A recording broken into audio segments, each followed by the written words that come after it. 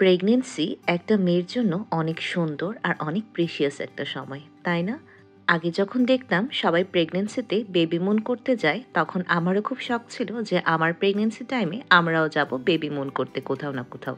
আমার প্রেগনেন্সির 6.5 মাস সময় আমরা বেবি মুন করতে গিয়েছিলাম পাহাড়ে। চারপাশে অসম্ভব সুন্দর ফল কালার আর পাহাড়ের সৌন্দর্যে একদম মুগ্ধ হয়ে গিয়েছিলাম। যেহেতু জার্নিটা ছিল পাহাড়ে, সেজন্য আমরা 3টা ফ্যামিলি মিলে গিয়েছিলাম। আমরা একা যাওয়ার সাহস হয়নি প্রেগনেন্সি অবস্থাতে।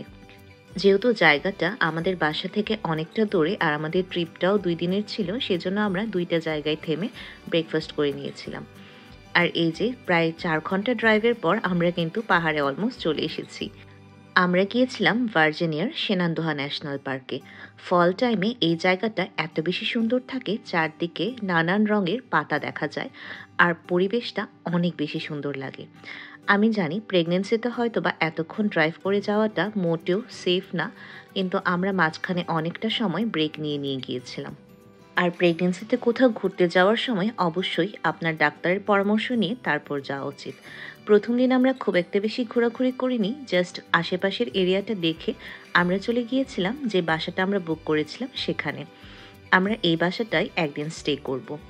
আর এই বাসাটা এত বেশি সুন্দর ছিল, পাহাড়ের মাঝখানে ছোট্ট একটা বাসা, ভিতরে উডেনের কাজ করা, চারপাশটা দেখতে খুবই সুন্দর। এটা ছিল ওদের কিচেন এরিয়া। কিচেন এরিয়াতে আপনার প্রয়োজনীয় যাবতীয় যত ধরনের জিনিস আছে সবকিছুই ওদের কাছে ছিল। ফ্রিজে আমাদের জন্য পর্যাপ্ত পরিমাণে খাবার, স্ন্যাক্সের আইটেমও ছিল। আর রুমগুলো এত সুন্দর করে গোছানো ছিল কি বলবো। এটা মূলত একটা দোতলা বাসা ছিল, ওদের নিচে একটা বেসমেন্টও ছিল। উপরে দোতলায় 2টা রুম ছিল আর নিচে 2টো রুম ছিল। আমরা 3টা ফ্যামিলি মিলে গিয়েছিলাম, বন্ধুরা মিলে, তাই জন্য আমাদের কিন্তু একদম এই 4টা রুমেই হয়ে গিয়েছিল। আর এত সুন্দর একটা লফট এরিয়া ছিল এখানে, উপর থেকে নিচের লিভিং এরিয়াটা পুরোটা খুব সুন্দর দেখা যায়। ফল সিজনে পাহাড়ের এরকম এয়ারবিএনবিগুলো বা কেবিনগুলো ভাড়া মূলত আপনার কাছ থেকে $250 থেকে $350 পর্যন্ত রেখে থাকে একদিনের জন্য, মানে একটা রাত স্টে করার জন্য। এর সাথে কিন্তু এসব বাসায় যত ধরনের ইউটেন্সিল দরকার, বাসনপত্র দরকার, সব কিছুই অ্যাভেলেবেল থাকে। তাছাড়া কমপ্লিমেন্টারি স্ন্যাক্সও থাকে। আমাদের জন্য তারা বিভিন্ন ধরনের স্ন্যাক্সের ব্যবস্থা করে রেখেছিল, আবার আমরাও কিছু খাবার সাথে করে নিয়ে গিয়েছিলাম।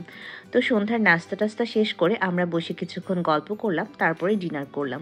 ওই দিনটা আমরা আর বেশি একটা প্যারা নিইনি, কারণ পরের দিন সারাটা দিন ছিল আমাদের ঘোরাঘুরির জন্য। পরের দিন আমরা খুব সকাল করে ব্রেকফাস্ট করে আমরা ওইখান থেকে বের হয়ে গিয়েছিলাম ঘুরতে। চারপাশের এরিয়াটা এত বেশি সুন্দর ছিল, চারদিকটা একদম কমলা রঙে ছেয়েছিল মনে হচ্ছিল। আমরা এখানে খুব সুন্দর সুন্দর ম্যাটারনিটি ফটোশ্যুট করেছিলাম ওই দিন, আর চারপাশটা ঘুরে খুব সুন্দরভাবে এনজয় করেছিলাম। আমার এর আগে কখনো পাহাড় দেখা হয়নি। আমি জানি না প্রেগনেন্সিতে পাহাড় দেখতে যাওয়ার আইডিয়াটা আমার ভালো ছিল কি খারাপ ছিল, কিন্তু আমি অনেক বেশি এনজয় করেছি। ওই দিন আমরা দুপুরে লাঞ্চ করতে চলে গিয়েছিলাম একটা থাই রেস্টুরেন্টে। আর এই রেস্টুরেন্টে খাবার সার্ভ করা হয় রোবট দিয়ে। আমরা বিভিন্ন ধরনের খাবার অর্ডার করেছিলাম সবাই মিলে, যার মধ্যে প্যাড থাই, ফ্রাইড রাইস আর বিভিন্ন ধরনের মজার মজার খাবার ছিল। আমার কাছে মনে হয় আপনার শরীর যদি সুস্থ থাকে তাহলে প্রেগনেন্সিটা কিন্তু অনেকভাবেই এনজয় করা যায়। সেটা বাসায় থেকে হোক বা চারপাশটা ঘুরে হোক, আপনার যেটা করতে ভালো লাগে সেটা করে দেখবেন, অনেক বেশি এনজয়েবল হয় টাইমটা। আমি চেষ্টা করেছি যতটুকু সম্ভব আমার পুরো প্রেগনেন্সিতে অ্যাক্টিভ থেকে নিজের এই সময়টাকে খুব বেশি এনজয় করতে। কারণ এই যে প্রেগনেন্সি পিরিয়ডটা, সেটা কিন্তু আপনারা দ্বিতীয়বার আসবে না কখনো। এটা ছিল আমার বেবি মুনের একটা ছোট্ট মেমোরি, যেটা আমি আপনাদের সাথে শেয়ার করলাম। কেমন লাগলো কমেন্ট সেকশনে কিন্তু আমাকে জানাতে ভুলবেন না। আর হ্যাঁ, এমন নতুন নতুন ভিডিও দেখতে আমার পেজে একটা লাইক ফলো করে পাশে থাকবেন। আজকের ব্লগটা তাহলে এখানেই শেষ করছি, দেখা হবে নতুন কোনো ভিডিওতে।